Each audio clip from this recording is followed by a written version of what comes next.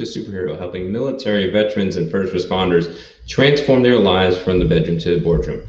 I am one of your hosts, Daniel Faust. This month, we are going over and focusing on intention because in January, it's all about resolutions, and resolutions don't go over and last. So what we went over decided at War Hero Superheroes that we wanted to focus on intentions, because when your intentions are set, you actually go over and do things very well. And with resolutions, we kind of overshoot the stars and doesn't go over and last. Imagine when you go to the gym and you're like, hey, I want to go have a six-pack by X time. When it's a resolution, typically doesn't last February 15th. We want your intentions to last a lifetime, no matter if you start them in January, April, October, December, or even 2050, 30 years from now, if you're watching this video on an old archaic device called a computer, depending on what happens. We want this stuff to go over and last. So what we're talking about is being intentional in the bedroom. And here's my question to start the topic. How often are you having sex? Our topic today is intimacy frequency. And the thing is that the bigger question I want to ask you is, how often are you being intimate? Because that's one of the main focuses and staples to go over and to keep a great marriage. It's not the only staple, but to go over if you're not having regular sex, and also deeper question of having regular intimacy, more than likely your marriage is hanging on shoestrings. There's also other things about communication and other parts, but tonight and overall we're focusing today on going over and being intimate and having regular sex, because the University of Chicago study says that we're only having sex 7 times a month. We're finally married and we're regularly together, going over and sharing the household between 8 to 16 hours a day, especially if you're working at home now in this digital world and we're only having sex 7 times a month. This is kind of crazy. But yet, as of April 15th of 2020, we're averaging 8 hours of content watching a day. Bam! We look at this phone 8 hours a day. And if you go over and calculate that in a week, that is 56 hours a week of media. What? We're having sex 7 times a month, but we're watching 56 hours a week of media. That is over 224 hours of media every single month. That is basically a week's worth of media if you sat in the screen and watched it a week straight. Now, here's a question for you now, knowing that truth, is how strong and how deep of a connection would you have if you took even 1/10 of that weekly time, 5.6 hours, for your sexual health and intimacy? What would your marriage look like in February, March, April, and May, June, and July, if you took 5.6 hours a week to dedicate to having great sex and also going over and being connected and being intimate? Because sex is the element to go over and be intimacy, and that is the door and the gatekeeper to have great intimacy. So what would it look like just adding 1/10 of that time, going over and not going to this phone? So the question you're probably asking yourself is like, I've been binge watching for months. Now, how do I go over and take from watching content to going over and watching my spouse to increase my intimacy frequency? Well, we go over and discovered a few years ago that when we went over and wrote our book, Leave No Marriage Behind, is you have to learn about your partner's sexual personality style. Yes, there actually is a sexual personality style, and it's been in existence for a long time. It was actually started in the 90s by a book called Body and Soul. I'm sorry, it's been a long time. Body and Soul. So definitely go check out that book if you want to go learn about it. But we're going to brush over it real quick. We're going to do like broad strokes, like on a canvas, kind of like how the old guy with the really long hair, Bob Ross, used to go over and paint little trees. We're not going to get into all the little trees, but we're going to paint the forest, in a sense, of you learning your sexual personality style, because each of you have a sexual personality style that was made from birth, just like your personality style. And now you learn how to take that personality style stuff that you learned in the boardroom and actually apply it to a place that's going to last, and apply it into the bedroom, right? So let's go jump into it. So let's go talk about what a sexual personality style is. First off, a sexual personality style is your needs, your wants, and your desires for sex, just wrapped up in your basic personality style, because we communicate the same way from the boardroom as we do to the bedroom. It's just seen a little differently. When you go over and you get married, you'll start seeing that style will go over and carry from bedroom to living room to boardroom. Now, the actions and behaviors are drastically different. You don't want to be doing stuff, what you're doing in the boardroom is you definitely doing it in the bedroom. But the thing is that the style of it, and also the deepest part of your needs and your wants and your desires, are wrapped up in that basic personality style. So think of bacon wrapped chicken. Just tastes awesome, right? So just think of it that way. So let's go over and figure this out, right? Because there's no point of having a definition if you don't have application. So let's go bring it to an application level. And how do we go over and do that? So even in this virtual world, you'll be able to figure this out on your own, watching this privately, going over and figuring this out by 2 questions. I never even have to meet you to go over and for you to go learn about your sexual personality style. All you have to do is answer these 2 questions on your own, and you'll understand the basics of your sexual personality style. The first question is, do you lean to be more outgoing or more reserved?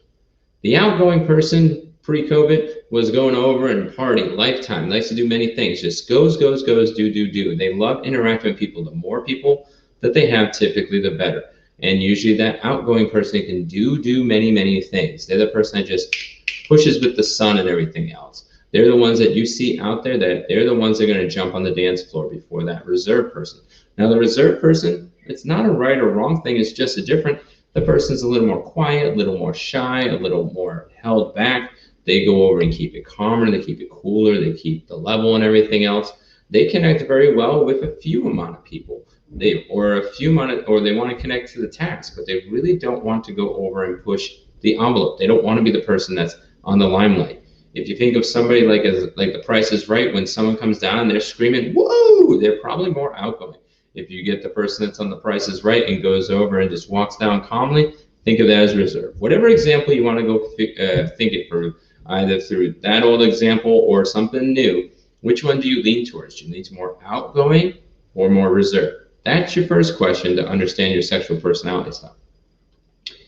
The second one, which this one's actually more powerful of a question, because the first one is only going to go about 10% of how you reflect in the bedroom, because it's very easy to go switch between outgoing and reserved.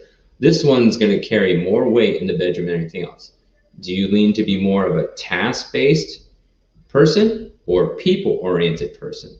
So think about this as going over and mowing your lawn. So especially with my military veteran first responders, you live in a lot of base housing or HOAs and everything else, and you're regulated to say have your lawn mowed every week, every 2 weeks, 10 days, whatever it is. And Saturday comes up and you're going to mow the lawn. So if you're the task-based oriented person, you're going to go out there 5 o'clock in the morning like a field marshal, going over and have it measured, everything else. You have your tools, you have your equipment, and you go over and do that.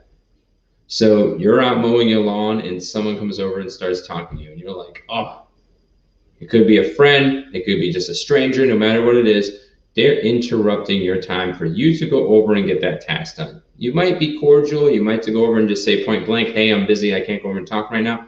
But your goal is to go over and to get that lawn done. You want to get as many tasks done as possible, because that's what satisfies you. That's what fuels your fire, not going over and having a conversation. Not saying you can't, but if it's not on the checklist, you're not wanting to go touch it. Now, take the same story, different set of person.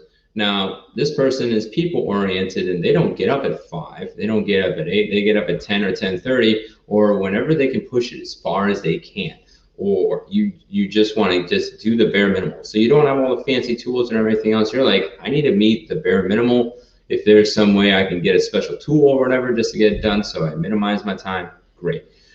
So you go begrudgingly start that task of mowing the lawn. You know it's going to take you like 30 minutes to go over and do that type of stuff. Now, someone goes over, and then the neighborhood comes over and starts to go over and to talk to you, and you're like, whoo, a friend, and you never met them before a day in the life. So you have a conversation with them, hopefully you keep your social distance, you know what I'm saying, but you go have a conversation. Next thing you know, you might go over and stay outside for a while, or if they're a family friend, you bring them inside and everything else, and 2-3 hours goes by, and the next thing you know, you totally forgot about the task. And then your spouse later on is figuring out what went over and happened, or you're getting written up like a couple days later on that because maybe you forgot about it and other things came up that were important. Well, you thought was important, and then you got yourself in trouble. One's not right, one's not wrong. They're both just different. There's consequences eventually over time if you go over and continue to do that. But the same thing works in sexual personality style. Once you understand these two questions and you know which two you and your spouse goes over and resonates with, you can know the basics of their sexual personality style.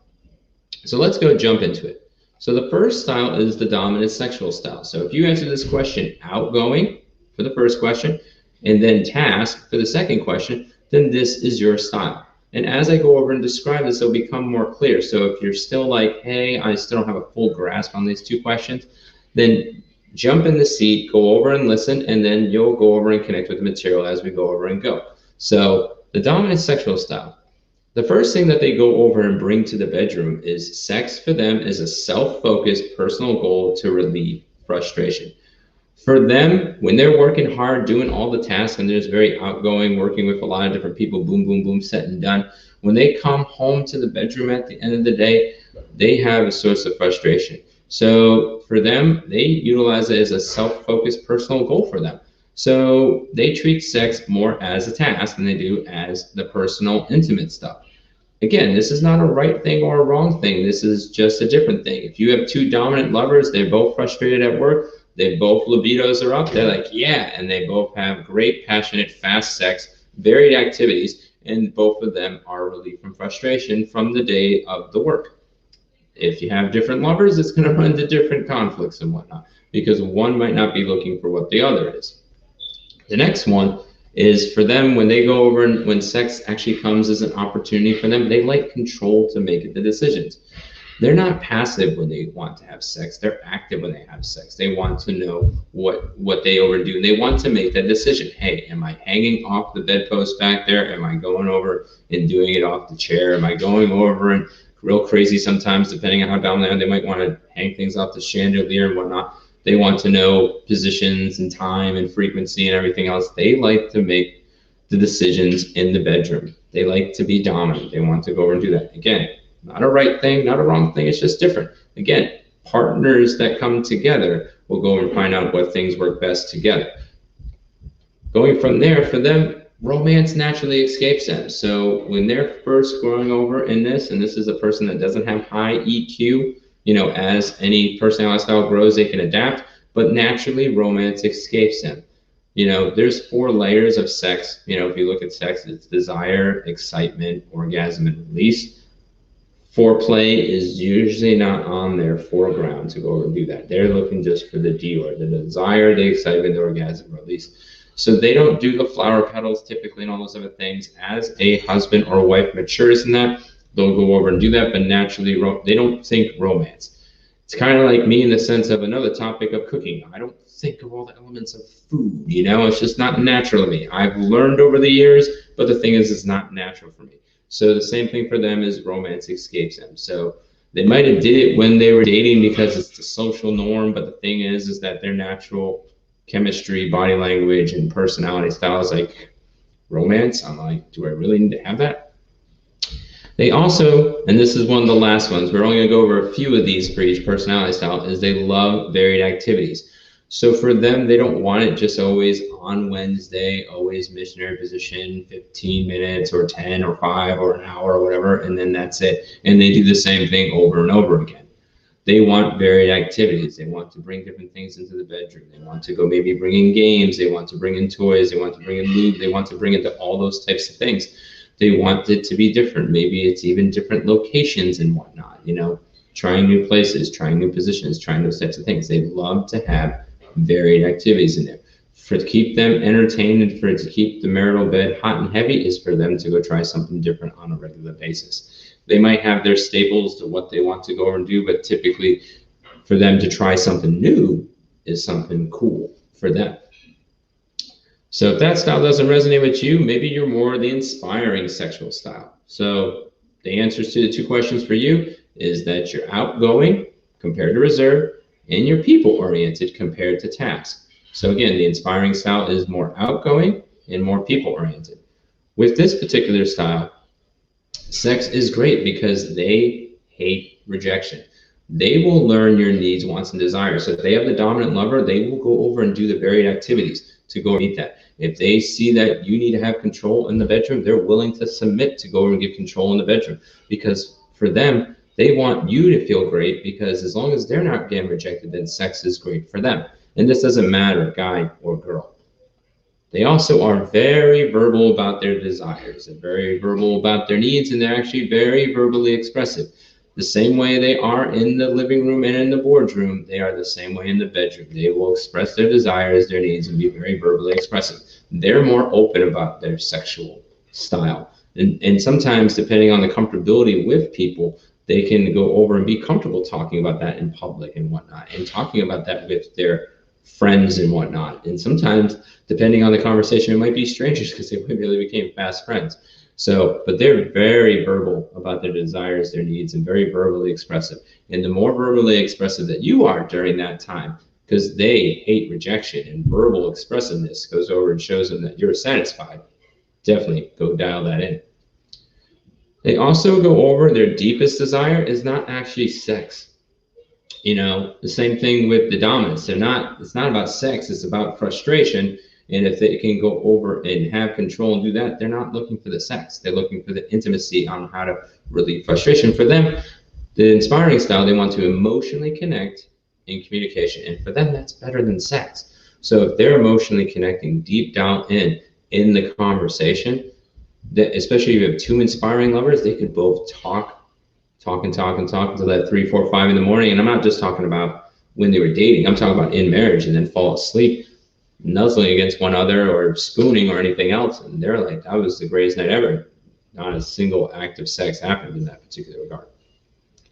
And for them, they also need praise. So they, as they're going over and trying to make sex great for you and go over and to serve and be sacrificial, for them to go over and to keep going, they need praise. The same thing happens in the living room, same thing happens in the boardroom.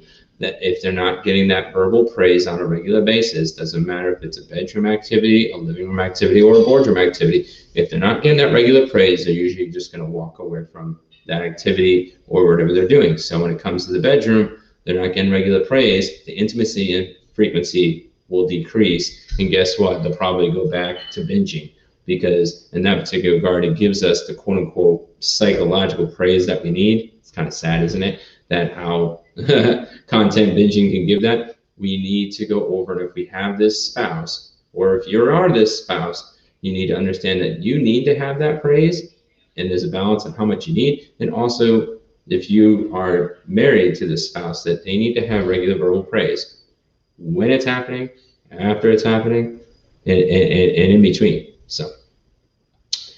So the next style, if you didn't resonate with the dominant or the inspiring style, is more of the supported sexual style.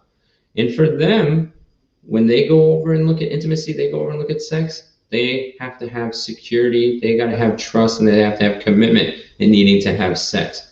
So for them, if they're not feeling that throughout the day, as you're going to connect with them, if all the hours that you're investing is binge watching and you're the dominant sex style and you're coming home and you want to have sex because it's a frustration point, but you're not building that security account, trust account, and commitment account on a regular basis, sex is typically not going to happen. You build into those accounts, you'll get dividends in that with a supportive sexual style partner. They also like the tried and true before variety. So they're the person that's like, hey, it's Wednesday, it's 9 o'clock. I like X, room lights certain things, close certain things, time certain things, disturbances, locked doors, those types of things, certain positions, and overall the same motion over and over again. They're the tried and true before variety. So just so you know, for the dominants, this might go over and get boring. You're like, I like varied activities all the time, but they're the ones that's like, I want this. And then you wonder why the shutdown happens. You go from like, wow, to because they were looking for the tried and true. So maybe a suggestion, if you're opposite styles and you're married to that dominant style, is that you do the tried and true, and then you do round 2 with variety, because then it gives a tried and true, right? You know, like every sexual encounter number 1 is tried and true, and sexual encounter number 2 is now for me for variety. You know, And they're also very, very, very, very, very, very loyal. So they're very loyal and committed as the relationship. So once they have that security, trust, and commitment, they're very loyal to the person. They don't go around typically, not saying all, any personality style, any person can go over and cheat, but they're very loyal to whoever they are with and very committed to whoever they're with. And lastly, and certainly not the least, is time and age brings freedom in lovemaking. So as you've been with them and as they get older and you get older together, doesn't mean if you're 60 and you've been with them a year that, oh, there's gonna be freedom in lovemaking. No, it's both. It's time and age. So how long you've been with them, how old is the marriage, how old is them, how long you've been growing together, how much you've been putting that security, trust, and commitment there. But it brings freedom in lovemaking. So it gets better with age. Variety happens more often. They're more willing to be sacrificial. They're more willing to try new things in that particular thing. So if you're just trying to get the wham, bam, thank you, ma'am, it doesn't go over to work with them. But if you want freedom in the longevity of your marriage and you want to have 80 great years of marriage, that's at least our goal, is that it becomes more freedom in there. I've seen that from year 1 to year 14, going into 15, that when I started going building that security, trust, and commitment account, and over time, more freedom. So, like I said, it's great wine. The last one is the cautious sexual lover. For them, they go over and their goal is to be a 10 in the bedroom. So if they don't see that everything can work out in their sexual plan that they've been planning probably for hours, maybe days, or even weeks, especially if it's a certain trip, going on a vacation, a certain time and everything else, we also got to think of our health. It's like, hey, my leg's not working, I'm not feeling good today, everything else, or I'm not mentally there, anything else. If they can't get to a 10, they'd rather be a 0. They don't want to get a 9.5. They always want to do better, but their goal is to be a 10. So if they know they can't reach their marker, they might not go and have that. Now, maturity and wisdom and emotional intelligence goes over and works through that. But their natural instinct is if they're not getting a 10, they don't go over and do it. I don't want to fail. I want to be perfect. If I can't be perfect, I'm not going to try. They also are very technical and detailed. So sex might become like a technical order if you're still active duty military, or like a book or a regulation. It's like for them, it's like, the Kama Sutra books, those type of things. They learn different positions, everything else. They'd be like, all right, my leg needs to be 45 degrees. You need to be 42.5 degrees. We're going to thrust for this long. We're going to do this for 5 minutes. We need to go shift for this. And we're going to walk through. They might even sometimes draw it out, lay it out, go over and say, like, this is what we're doing from start to finish. Very technical, very detailed. And if they don't express it, they're more likely going to do that in their own heads. And then if it doesn't meet, then you're wondering why sometimes intimacy goes up and then goes down, because they couldn't be very technical and detailed. The freelance, varied activities might not work well with them, at least, initially. And also for them, they love to be engaged in the mind to connect with the body. So engaging them mentally, mental stimulation, the topics and hobbies and those types of things, just like the sweet, sensitive person needs that security, trust, and commitment. For them, they need to be mentally there. You need to be mentally going and connecting. And as you go over and connect and geek out on those particular intimacy topics that you're going over and connecting with, once their mind is engaged, then it connects to the body, and then they will go into sex. Not typically in the sense of like if their mind's not there, and sometimes this happens with confusion with men. You can have an erection. I know this is like weird. You can have an erection and not be turned on. That's happened. Just because that happens doesn't mean that, ladies, just because you're naked doesn't mean we're supposed to go over and say, hey, it's time. Moods can be on both sides for males and females. So you engage the mind to connect with this type of lover. It doesn't matter if it's male or female, to connect with the body, and then all things are a go. And last part is they're crock pot lovers. So they're not going to go like the dominant style, just wham, bam, thank you, ma'am. Desire is going to be slow and steady to get to excitement, to get to orgasm, to get to release. You want to connect with them throughout the day and throughout the time on a regular basis. And even during that lovemaking time, you're not going to go over and just like, Now, as maturity and wisdom and everything else comes out, that will happen over time, but that's a choice. But naturally, these cautious sexual lovers are crock pot lovers. So if you love to go want to learn more about this and this was intriguing for you, I'd love for you to comment under the sheets, and I'll send you a link to our book so you can go over and read on that. And then you'll have the resources to go connect, to go learn how your sexual personality is and how to go over and connect. So we thank you all for going over and joining each and every week. We do this 3 times a week on Tuesdays, Wednesdays, and Thursdays. And then also you can watch more in-depth episodes on Guiding Star Veteran TV Network, which is powered through Simul TV right now, which you can go more in depth in your intentions in the bedroom, at least for the month of January. Our superhero challenge to you is stop binging on this. 56 hours a week. Why not go binge on your spouse this week to increase the intimacy frequency? So that when you're binging on your spouse, that's going to last a lifetime. Binging on content only lasts a moment, and usually between $5 to $20 a month, depending on your plan. So let's go over in this January, start with our intentions to be in the bedroom, to increase our intimacy frequency and stop binging so much on content and binge on our spouses, so we can increase intimacy frequency, so we have a legacy for our marriage. Because content will be here, your spouse might not. So I hope this goes over and serves you. If you're struggling in this area, we love to connect with you. We give every veteran, military and first responder, 20 minutes free as their first time. And we hope that you guys are having a great week. Please connect with us no matter where you're at. We don't want you to go over and wait. If you are struggling, please connect with us on the social media choice where you found this. And we want to thank you guys for going over and joining, and thank you to our sponsor. Millions of men and women have served this great country. However, over 40,000 veterans sleep on the streets every night. 20 veterans commit suicide on any given day. Veterans have been left without medical services while they suffer from mental illness and addiction. They are dying alone. Join Armory Dog and the Veterans Project to help serve this forgotten community of heroes. Veterans is a place for our men and women who have served our great country, giving them a place to stay and rehabilitate in a safe and positive environment. Please help support the Veterans Project so that these men and women can get back on their feet and find their purpose for living. The Veterans Project will house 10,000 veterans, getting them off the streets, back into society, and utilizing their skills as they once used to serve our great country. Veterans Not Forgotten.